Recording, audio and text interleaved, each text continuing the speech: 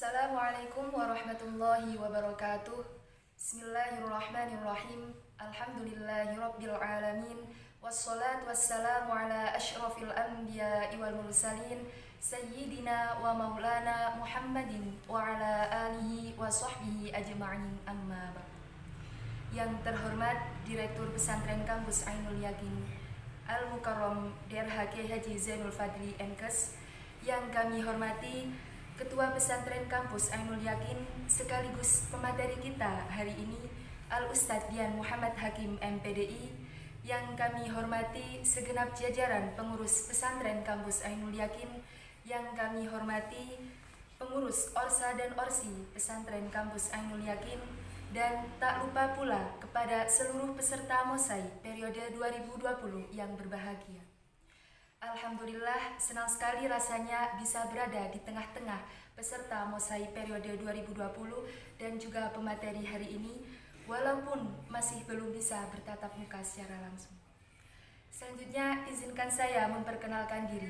Saya Zulfina Lutfi Zakiyah, selaku moderator pada penyampaian materi hari ini. Sebelum kita memasuki acara inti, marilah kita bersama membacakan sholawat Nuril Anwar, dengan harapan semoga Allah memberikan keberkahan kepada kita semua. Allahumma sholli ala sayyidina Muhammad. Allahumma sholli ala Nuril Anwar wa sirril asrari wa tiryaqil awya wa miftahi babil yasari sayyidina wa maulana Muhammadinil Mukhtar wa alihil adhari wa ashabihil akhyar adada ni'amillahi wa ifdali adada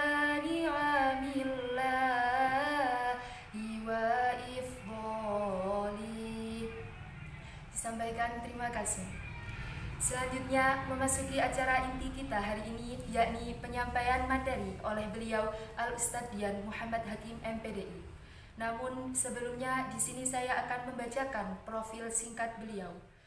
Nama beliau yakni Al-Ustadz Dian Muhammad Hakim MPDI, dan beliau menjabat sebagai Ketua Pesantren Kampus Ainul Yakin Universitas Islam Malang, sekaligus beliau menjabat sebagai dosen Fakultas Agama Islam Universitas Islam Malang.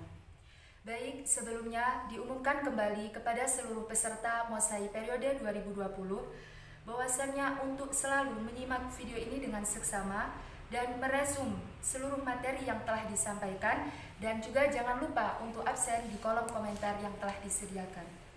Selanjutnya, marilah kita simak bersama materi kita saat ini yang akan disampaikan oleh beliau Al-Ustadz Dian Muhammad Hakim MPDI dengan tema meneladani riyadhah kiai semasa nyantri. Kepada beliau kami haturkan.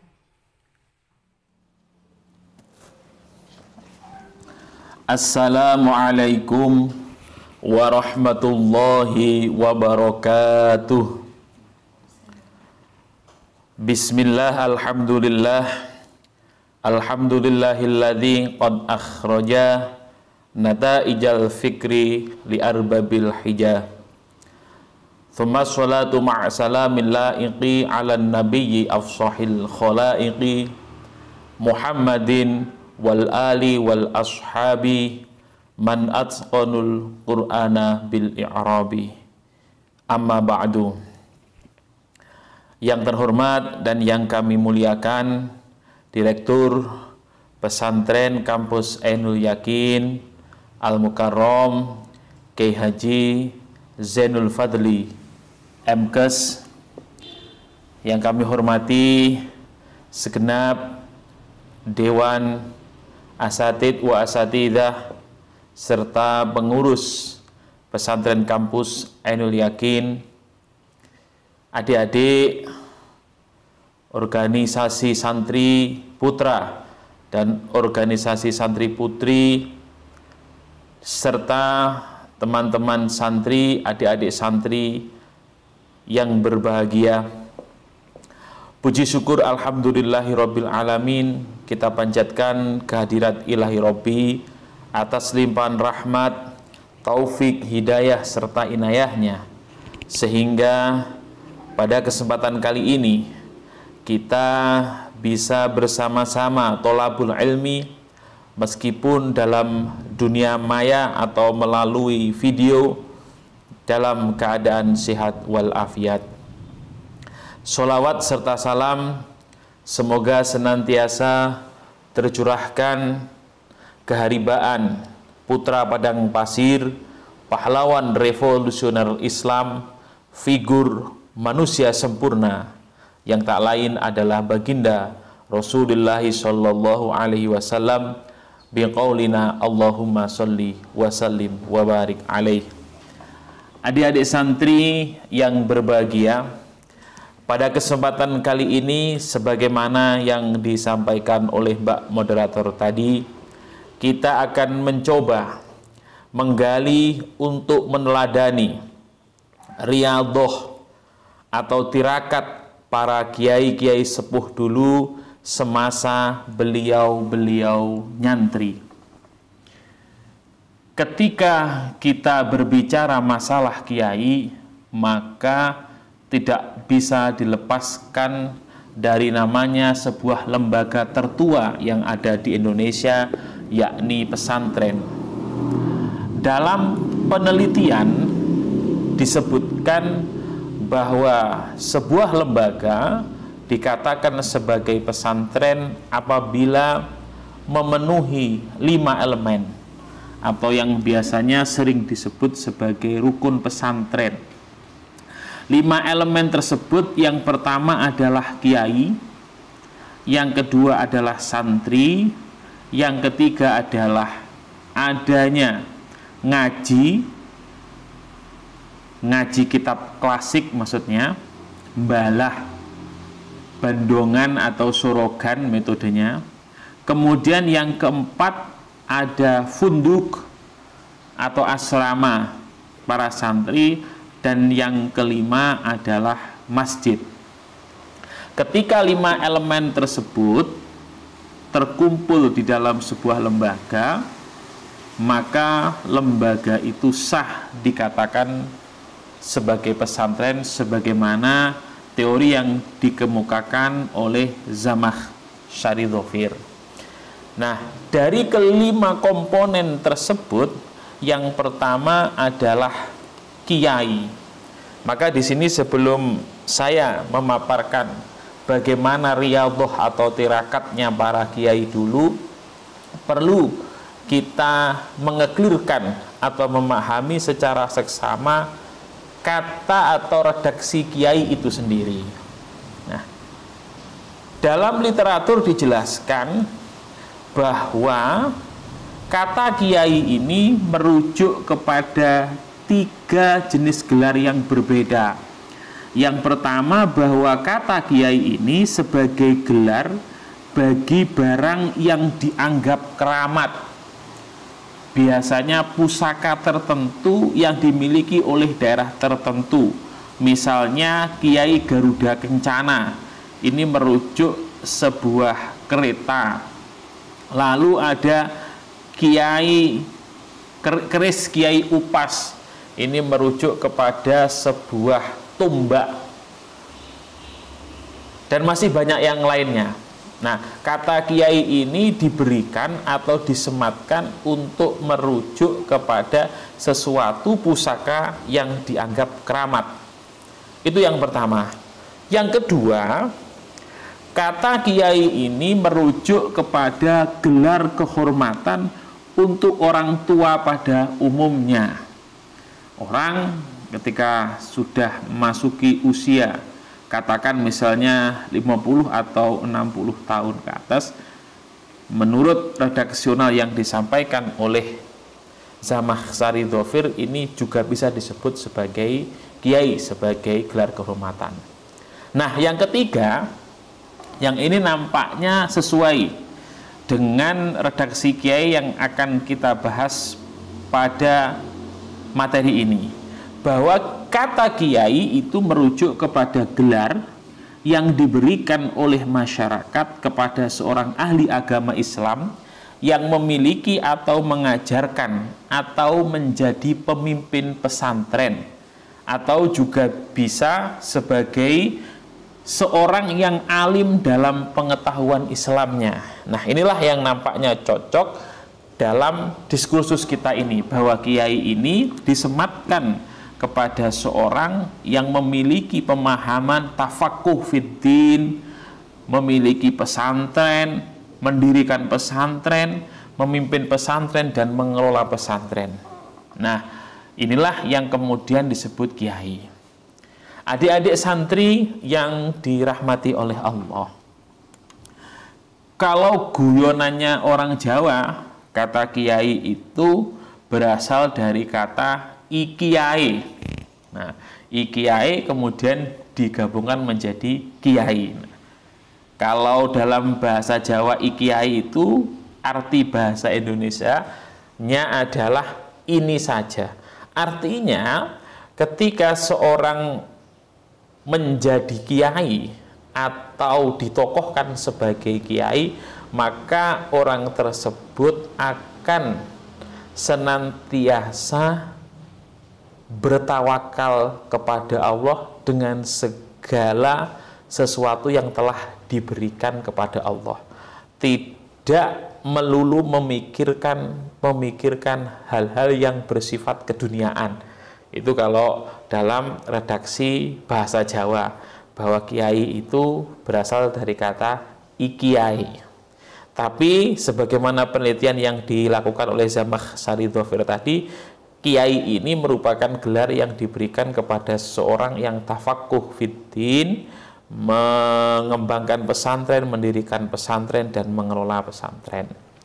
Nah, adik-adik santri yang dimuliakan oleh Allah, lalu kita sebagai santri yang juga merupakan unsur daripada elemen pesantren tadi, yang kedua, kalau kata santri ini berasal dari kata sastri atau juga bisa berasal dari kata cantrik, yang berarti kalau cantrik ini orang yang selalu mengikuti tuannya kemanapun dia berada, kemanapun bepergian atau menetap di sebuah daerah tertentu, dia akan mengikuti. Nah, pun demikian dengan kata sastri. Kalau kata sastri ini dalam bahasa Sanskerta, dia diartikan sebagai seorang yang mendalami disiplin ilmu agama, yang dalam hal ini adalah agama Islam. Berarti adik-adik ini ketika berada di pesantren, maka adik-adik disebut dengan santri, yang berarti orang yang mendalami, orang yang belajar terkait dengan masalah-masalah agama. Nah, tentu sebagai seorang santri, kita harusnya seyogyanya mengikuti atau meneladani bagaimana riyadhah atau tirakat ngempetnya para kiai-kiai sepuh dulu. Nah, di sini saya akan mencoba sedikit menceritakan terkait dengan perjalanan rihlah ilmiah kiai-kiai Nusantara yang terkenal. Saya awali dari seorang kiai dari Banten, Tanara, yakni Syekh Nawawi Al-Bantani. Beliau memiliki karangan yang sangat banyak dalam bentuk syarah. Syarah itu penjelas daripada kitab matan. Kalau dalam diskursus kitab-kitab klasik itu ada yang namanya kitab matan, kitab asal. Kitab asal ini diberi penjelasan namanya syarah. Kemudian kalau syarah diberi penjelasan lagi namanya hasyiyah. Nah, coba kita meneladani bagaimana Syekh Nawawi Al-Bantani. Nah, Syekh Nawawi Al-Bantani ini kehebatannya satu, tidak lepas daripada doa seorang ibu yang solihah. Ibu beliau bernama Ibu Zubaidah. Suatu ketika ada sebuah cerita tatkala ibunya berdoa. Doanya kepada Allah ketika sedang mengandung Syekh Nawawi Al-Bantani ini, ibunya berdoa, "Ya Allah, ya Rob, bukan berlian yang berkilau ini yang aku inginkan." Nah, ini ceritanya begini. Suatu ketika ibunya hendak menanak nasi untuk Syekh Nawawi Al-Bantani, lalu kemudian nasi itu direndam di dalam air, belum dimasak, lalu ditinggal sholat.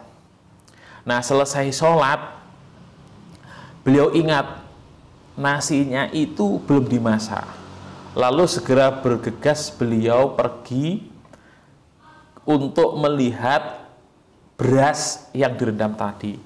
Tapi atas izin Allah, beras itu berubah menjadi berlian. Nah, melihat hal itu, ibunya berdoa, "Ya Allah, bukan berlian yang berkilau ini yang aku inginkan, tapi cukup Engkau jadikan putra dalam kandunganku ini menjadi seorang yang alim dan ilmunya mampu menerangi dunia dari ujung barat sampai ujung timur bagaikan bintang yang bersinar di malam hari." Nah, tak pelak doa ibu yang solihah itu tadi kemudian dikabulkan oleh Allah. Imam Syekh Nawawi Al-Bantani ini menjadi apa istilahnya, seorang guru, menjadi ulama besar yang mengajarkan ilmu-ilmu agama di Masjidil Haram. Kelak murid-murid beliau yang menjadi ulama besar di Indonesia, salah satunya adalah Hadratus Syekh Hasyim Asy'ari. Nah, yang akan kita ulas nantinya juga di bawah. Nah, bagaimana tirakat beliau ini ketika nyantri?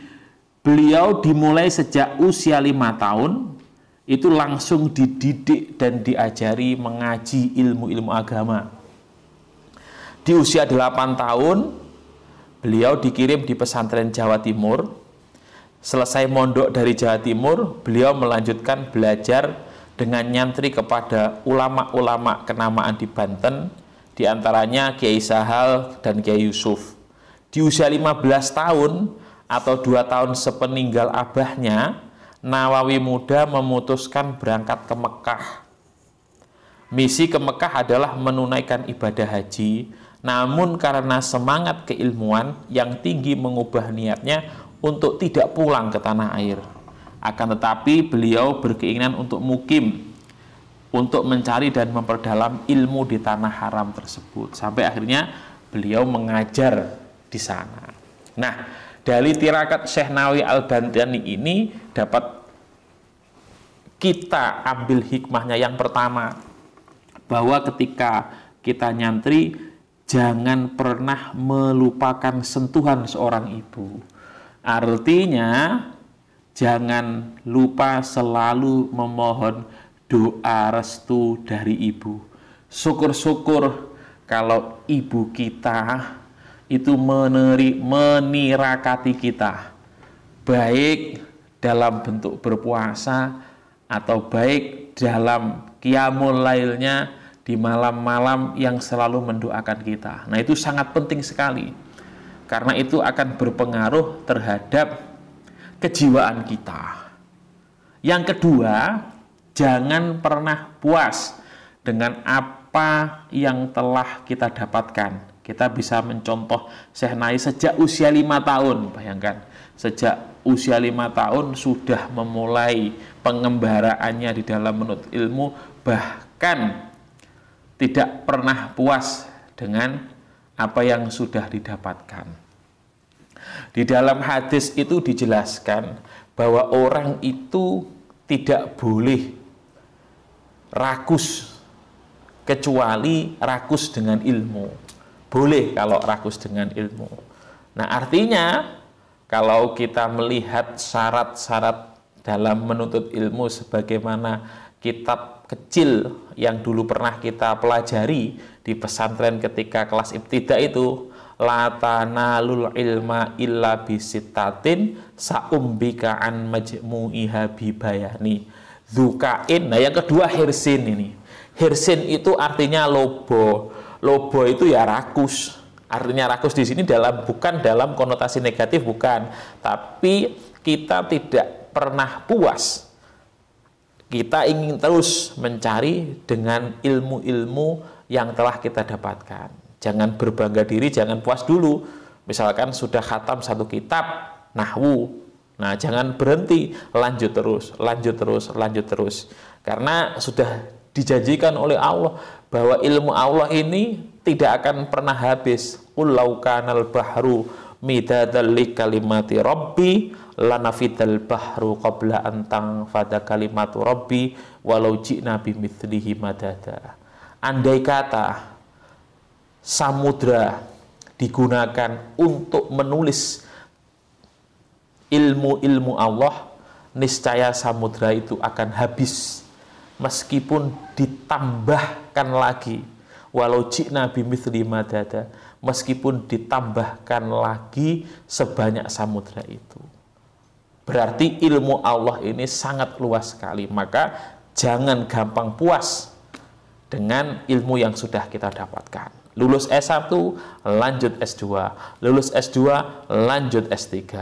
Lulus S3, lanjut postdoktoral, dan seterusnya. Minal mahdi ilal lahdi. Nah, itu yang perlu atau yang bisa kita teladani dari Syekh Nawawi Al-Bantani. Meskipun keproduktifan beliau juga perlu kita teladani dalam rangka menulis kitab-kitab klasik. Ada yang redaksi yang menyebutkan bahwa karangan beliau itu berjumlah 99. Ada yang mengatakan ada 34, ada yang mengatakan 100 lebih. Nah, terlepas dari itu semua, beliau tercatat sebagai ulama yang sangat produktif. Yang kedua, adik-adik yang dirahmati Allah, murid daripada Syekh Nawawi Al-Bantani ini yakni Hadratus Syekh Hasyim Asy'ari. Yang kedua. Nah, coba kita mencoba meneladani beliau. Nah, dalam sebuah literatur disebutkan ini, menurut almarhum Kiai Ishaq Latif, beliau dari almarhum Kiai Haji Sobari, bahwasanya Mbah Kiai Hasyim Asy'ari telah mengaji satu kitab, yaitu Fathul Qorib, sebanyak 41 kali. Artinya berapa banyak ulama yang telah didatangi Mbah Kiai Hasyim hanya untuk belajar satu kitab saja. Mungkin 25 ulama, 35 ulama, atau mungkin 41 ulama hanya untuk belajar satu kitab, yakni kitab Fathul Qorib. Bayangkan kesungguhan beliau di dalam mengkaji satu fan saja, Fathul Qorib fikih. Kalau kita kan sering-sering belum hatam saja sudah molet-molet. Aduh, kok gak hatam-hatam sih? Ya Allah, hatamnya kapan? Lah ini Mbah Hasyim satu kitab sudah dihatamkan berulang-ulang, masih mencari guru yang lain. Artinya apa? Artinya itu selain beliau mengambil ilmunya, juga mengambil barokahnya. Nah, ini yang penting.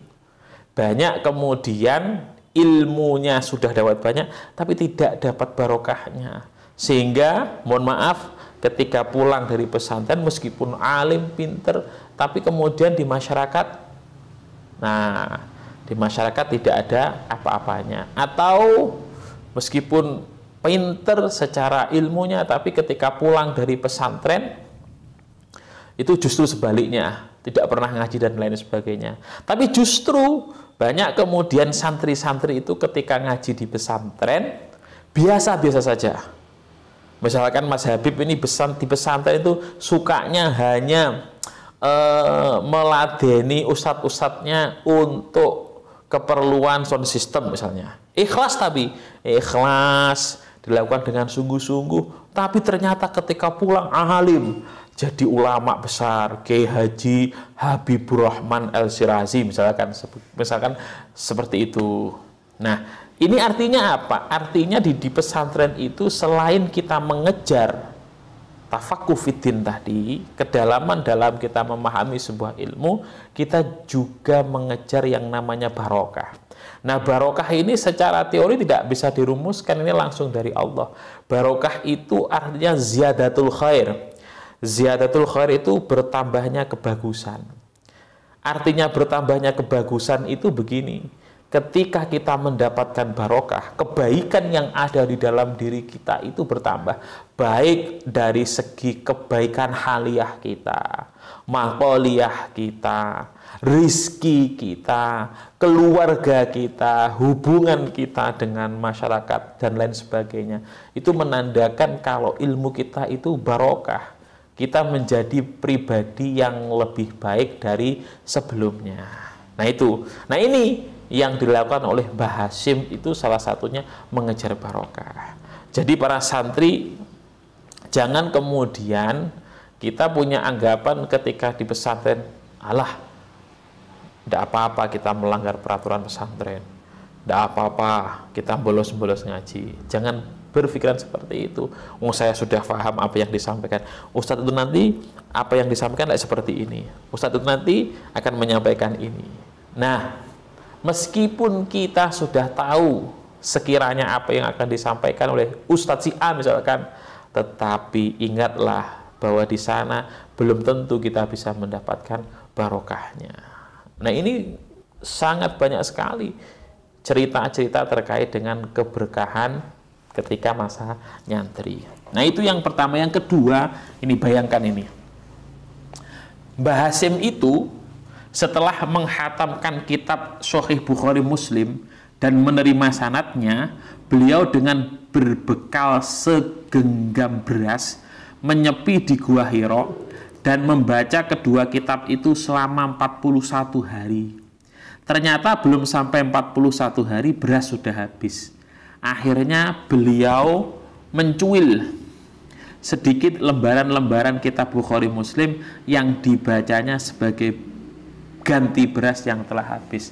Dan ini akhirnya membuat beliau sebagai ulama Nusantara yang sanad ilmu hadisnya itu nyambung sampai kepada Imam Al-Bukhari dan Imam Al-Muslim.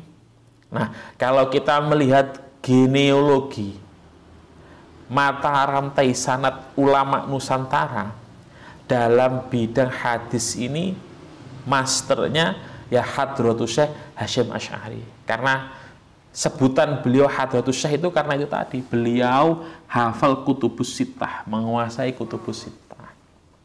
Nah, Mbah Khalil Bangkalan atau Kiai Haji Abdul Latif, Kiai Haji Khalil bin Abdul Latif Bangkalan yang makamnya itu sering kita ziarahi di Bangkalan itu beliau kalau dalam hal ilmu hadis nyantrinya atau bergurunya kepada Mbah Hasyim.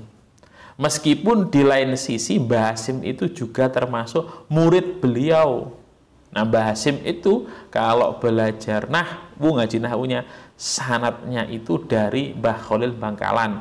Karena Mbah Khalil Bangkalan itu yang punya sanad sampai Syekh Muhammad ibni Abdullah ibni Malik Al-Andalusi, pengarang kitab Alfiyah ibni Malik. Nah, inilah pentingnya bagi santri bahwa dalam mengaji itu tidak cukup hanya dengan melihat Mbah Google, tidak cukup dengan ziarah ke blog, tetapi harus ada mata rantai sanadnya sehingga apa yang kita pelajari itu benar-benar terjamin otoritasnya. Yang ketiga, Mbah Kiai Hasyim Asy'ari ini ketika mondok beliau makan nasi aking. Nasi aking itu karak kalau bahasa Jawanya. Karak itu nasi yang sisa kemudian dijemur. Nah, setelah kering, itu namanya karak. Nah, Mbah Hasyim itu melakukan itu. Nah, karak itu beliau bungkus pakai kain lalu digantung di kamarnya. Setiap kali beliau mau masak, beliau ambil lidi, beliau tusuk bungkusan nasi aking tersebut. Nasi aking yang keluar karena ditusuk itulah yang dimasak buat makan untuk hari itu. Seandainya tidak beruntung, nasi aking yang ditusuk tidak keluar, berarti hari itu beliau tidak makan alias puasa. Bayangkan bagaimana riadohnya atau tirakatnya ulama-ulama sepuh dulu seperti itu. Nah, padahal kita sekarang itu setiap saat, setiap waktu banyak sekali berkat yang berdatangan. Mau makan apapun di pesantren itu ada. Kalau mau jus langsung pergi ke Mamak Jus. Kalau mau ayam langsung pergi ke Cak Ambon. Kalau mau chicken langsung pergi ke McDonald's. Tinggal pencet HP, pilih menu makanan, sudah ada yang mengantar asalkan ada uangnya. Nah, justru seharusnya dengan fasilitas yang begitu mudah dan nikmat itu menjadikan kita semangatnya dalam mengaji di pesantren itu harus lebih. Artinya lebih, kita harus lebih semangat dari apa yang telah dicontohkan oleh para kiai-kiai dulu. Bayangkan itu, makan itu pakai sego karak. Ya Allah, makan kitabe dijuwiri dimakan. Subhanallah. Tapi mereka memang benar-benar akhirnya menjadi master-masternya ilmu, menjadi ulama-ulama terkemukanya Nusantara. Lah, adik-adik itu perlu kita contoh, kita teladani. Kangelane awake dhewe, masyakote awake dhewe semasa kita nyantri ini, itu nanti akan kita rasakan buahnya ketika kita pulang dari pesantren. Kalau tidak percaya, kamu coba. Saya sudah membuktikannya. Mohon maaf, saya dulu nyantri di pesantren, ini sekedar cerita saja ya sebagai iktibar. Mulai dari saya SD itu di madrasah rumah, kemudian saya setelah lulus SMA MA itu saya nyantri sama seperti saudara-saudara, saya nyantri sembari kemudian saya kuliah. Nah, apa yang saya lakukan ketika nyantri? Saya menjadi khodamnya kiai, ditunjuk kiai, diminta untuk menjadi pelayannya. Pekerjaan saya selama di pesantren, saya isah-isah mencuci piringnya kiai, menyiapkan daharannya kiai, dan alhamdulillah menyediakan tehnya kiai. Itu saya lakukan dengan ikhlas, meskipun kadang-kadang ya ada grundelnya, tapi tetap saya lakukan dengan istiqomah. Setiap hari nyapu dalam kiai, masak untuk kiai, isah-isah, mencuci piring, saya satu mencuci piring, terus kemudian menyediakan daharannya, minumannya, dan lain sebagainya. Alhamdulillah saya merasakan benar barokahnya. Nah, itu loh yang dikatakan barokah itu di sana. Jadi apa yang pernah kita lakukan di pesantren itu kemudian memberikan dampak positif terhadap perjalanan kehidupan kita. Nah, itu perlu kita teladani hal satu. Jangan kemudian merasa alah opo iki kok ngene. Dan kemudian kita ogah-ogahan ketika di pesantren, tidak mau bersih-bersih, sukanya hanya tidur saja. Nah, dang rusing misalkan, hanya dang rusing. Dang rusing itu madang, turu, ngising. Madang itu makan, turu itu ya tidur, ngising itu ya buang kotoran itu. Nah, coba nanti bandingkan. Kamu nanti akan tahu, dhisik kae kancaku ning pondok senengane dang rusing. Saiki kok ya Allah, kok ngono ya uripe. Beda kae dulu ning pondok sregep kae. Alhamdulillah sekarang. Nah, itu kita tidak pernah tahu apa yang terjadi dalam kehidupan kita di masa yang datang. Maka oleh karena itu, masyakot kita, kangelan kita sewaktu kita muda itu nanti akan memberikan dampak dalam kehidupan kita selanjutnya. Sudah jelas manjadda wajada itu. Nah, dalam proses rihlah ilmiahnya Kiai Hasim ini, maka perlu kita teladani bagaimana semangat beliau dalam mencari guru, mencari barokah guru. Kemudian bagaimana kangelan beliau atau masyarakat beliau yang mendukung rihlah ilmiah beliau. Itu perlu kita teladani. Yang ketiga, kita juga bisa meneladani dari Mbah Khalil Bangkalan. Mbah Khalil Bangkalan sebagai guru dari Mbah Hasyim Asy'ari yang memberikan indikasi untuk mendirikan Jam'iyah Nahdlatul Ulama. Nah, Mbah Khalil ini semasa nyantri adik-adik, setiap hari beliau berjalan kaki menempuh jarak kira-kira 20 km ke Sidogiri untuk mengaji. Nah, uniknya ini, Mbah Khalil ini ketika mendapati sebuah pohon besar, beliau sambil mengkhatamkan bacaan Yasin atau bacaan ayat-ayat Quran yang lainnya, sampai ketika sampai di pondok itu sudah khatam 41 kali. Nah, itu beliau lakukan seperti itu setiap hari. Bayangkan 20 km itu berarti dari Ainul Yakin kira-kira sampai mana 20 km itu? Sampai Arjosari kurang jauh, sampai Singosari, sampai Lawang lah. Kira-kira sampai Lawang. Jalan kaki. Untuk ngaji itu. Lah kita sudah ada, sekarang sudah ada motor, sudah ada mobil, sudah ada angkot. Tinggal ngaji saja kita itu. Lalu orang sekali berkiai Khalil saja yang terkenal dengan ilmu nahwu, fikih dan tasawuf itu tirakatnya untuk mengucap sebuah kalimat yang itu dianggap beliau kalimat yang dengan karena kehati-hatiannya beliau ketika memberikan fatwa itu beliau puasa terlebih dahulu. Suatu contoh begini. Suatu hari kita tahu bahwa Yai Khalil Bangkalan itu terkenal dengan karomahnya. Karomah itu keramatnya. Nah, keramat ini para santri jangan milik kemudian kalian itu punya karomah. Nah, karomah ini akan muncul dengan sendirinya ketika kita istiqomah.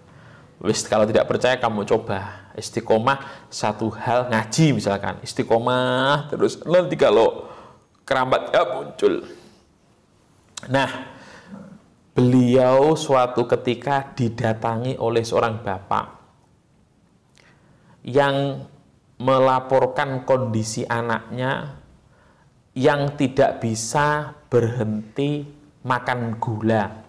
Setiap jajan itu selalu jajan permen dan jajan snack yang mengandung gula. Dilaporkan kepada Mbah Khalil, Mbah Yai, saya mohon doanya. Yok nopo putra kula niki kersane purun mandek lekne jajan gula. Apa yang dikatakan oleh Mbah Khalil? Iya, 3 hari lagi datang ke sini lagi. Bingung bapaknya. Duh, yok nopo sih ya iki disuni donga kok ngoten. Akhirnya pulang. Bapaknya tadi pulang. Nah, setelah 3 hari kembali lagi menemui Mbah Khalil. Mbah Yai niki sampun 3 dinten kula nyuwun donga supados putra kula niki purun mandeg lekne maem atau mengkonsumsi gula. Yo entenono tak kandhanani anakmu. Le awakmu mandeka yo lek maem permen utawa lek maem gula. Nah, setelah itu orang tuanya itu merasa menggerutu. Ya nopo sih Mbah Yai dalam hati. Wong dimintain doa agar anak saya berhenti makan permen. Kok hanya dibilangin seperti itu? Kalau dibilangin seperti itu setiap hari sudah saya lakukan. Saya juga bisa. Nah, tapi kemudian setelah itu Mbah Khalil menjelaskan, kenapa kamu kok saya suruh pulang dan kembali lagi ke sini 3 hari lagi? Karena selama itu saya berpuasa makan gula. sehingga apa yang saya omongkan ini sudah saya lakukan. Nah, ini menarik adik-adik, lalu pulang tadi bapak itu, dan anaknya pun berhenti untuk jajan permen atau mengkonsumsi gula. Artinya apa?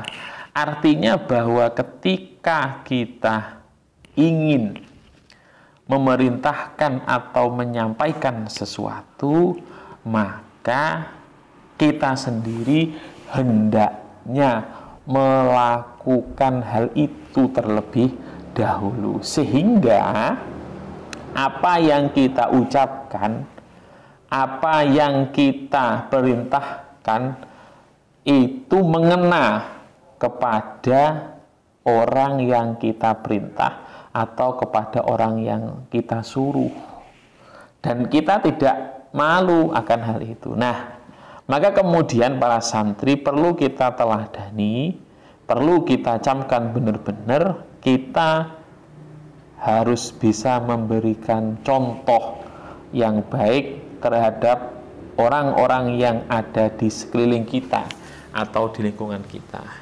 Karena dalam sebuah statement dikatakan lisanul hal afdhalu min lisanil maqal, bahwa memberikan perintah dengan memberikan contoh itu akan lebih baik daripada hanya sekedar memerintah.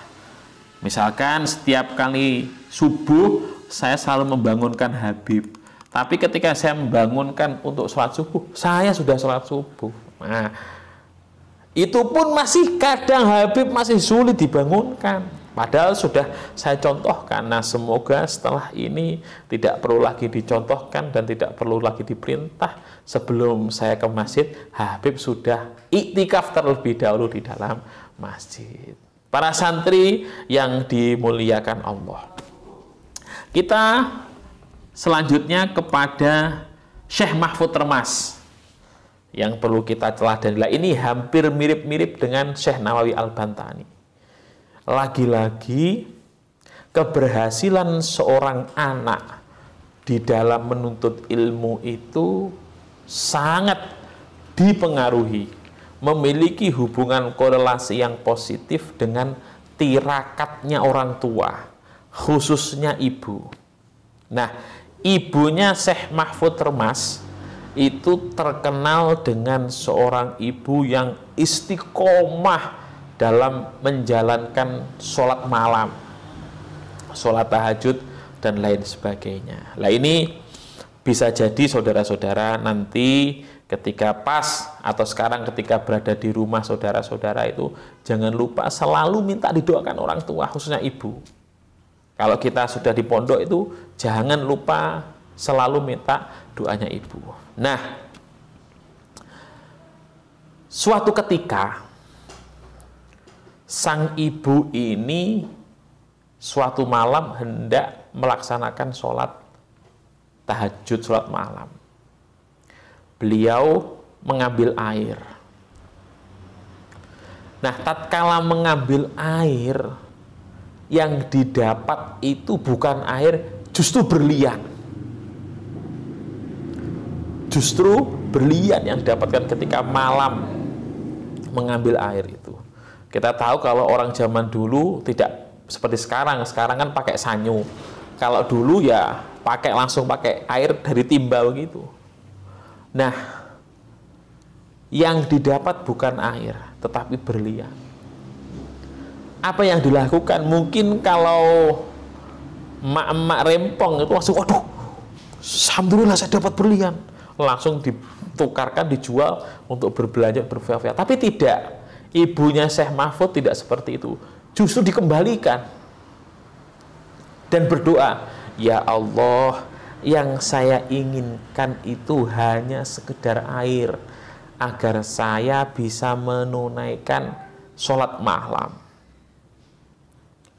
Nah, lalu apa yang terjadi? Yang terjadi adalah Syekh Mahfud putranya yang saat itu sedang dalam kandungan jadilah ulama tersohor di Nusantara dan juga menjadi imam di Masjidil Haram.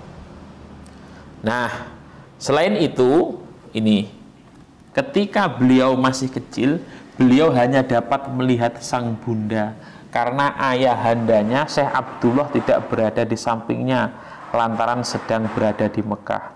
Walaupun begitu, Syekh Mahfud kecil tumbuh berkembang di bawah bimbingan ibu dan bibinya dalam lingkungan agamis. Berkat bimbingan sang ibu yang begitu peduli akan pendidikan anaknya tersebut, tidak mengherankan jika dalam usia yang masih sangat belia, Syekh Mahfud dengan mudah menghafalkan Al-Quran. Tidak hanya itu, berkat ketekunannya di dalam belajar, dalam masa yang relatif singkat dasar-dasar ilmu agama ia pelajari dari beberapa guru sekitar tempat tinggalnya dapat dikuasainya dengan baik. Lagi-lagi ini juga karena berkat riyadhah atau doa dari sang ibu, selain memang ketekunan, kegigihan, semangat dari diri kita sebagai santri memang harus membuncah. Selanjutnya, nah ini yang murid daripada Mbah Hasyim Asy'ari, Kiai Haji Abdul Karim Lirboyo. Tentu kita semua sudah tahu pondok pesantren Lirboyo yang masyhur di kota Kediri. Nah, bagaimana proses nyantri beliau juga tidak kalah dari para pendahulunya, guru-gurunya. Mbah Karim ini justru hampir lupa menikah ketika nyantri itu. Dikatakan dalam sebuah literatur itu karena kesungguhan, kegigihan beliau dalam nyantri itu sampai usia 53 tahun baru beliau menikah. Nah, yang perlu kita teladani dari beliau itu, beliau kepada gurunya tidak ada kata selain enggih.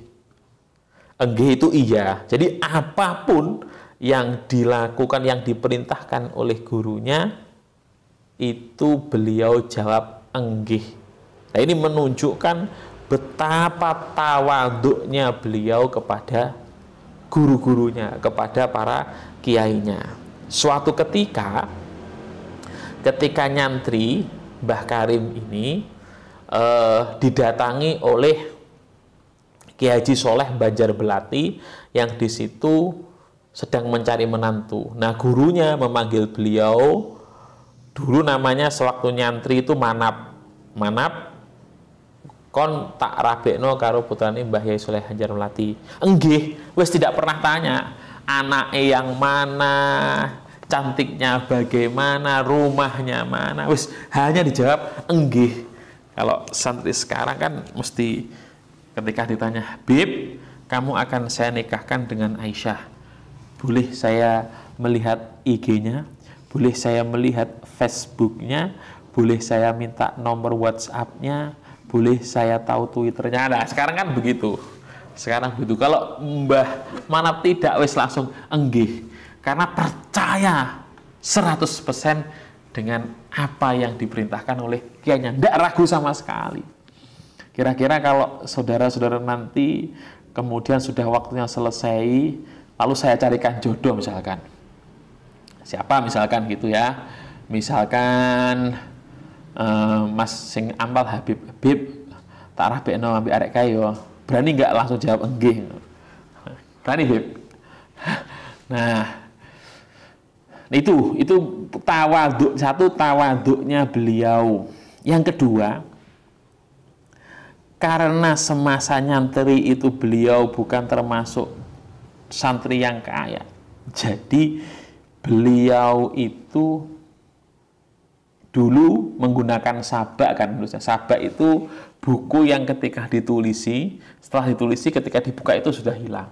Nah, itu beliau yang ditulis beliau langsung dihafalkan karena hanya punya satu itu. Selain itu kan nanti akan dipakai untuk pelajaran atau kitab yang lain. Nah, ketika suatu fan ilmu sudah beliau hatamkan, beliau jual kitabnya untuk membeli kitab yang lain. Luar biasa ini.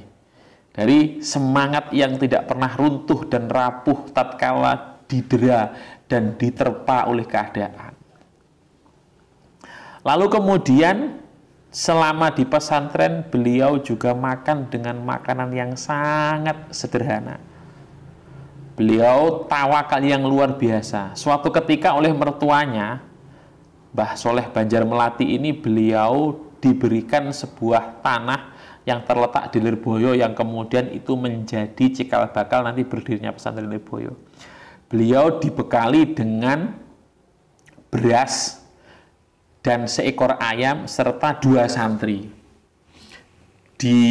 Ketika sampai di tanah itu, santrinya diomongi, dibilangin, "Le, ini nanti kiaimu lek lapar masakno iko berase yo iki tak sangoni dingge kebutuhan kiaimu. 1 minggu lagi akan saya jenguk."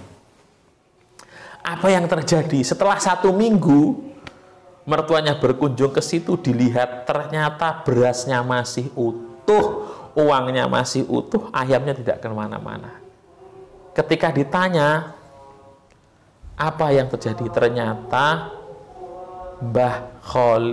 ternyata Mbah Karim ini memakan dedaunan yang ada. Luar biasa.